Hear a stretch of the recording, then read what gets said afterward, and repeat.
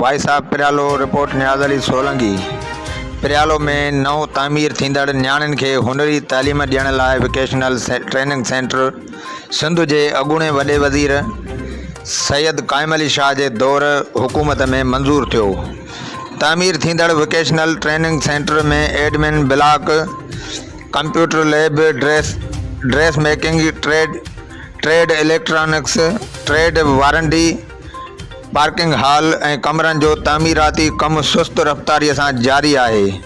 2018 खां शुरू थींदड़ तामीराती कमु 3 साल गुज़रण बावजूदु मुकमिल न थी सघियो। शहर जे सियासी समाजी धुरियुनि पारां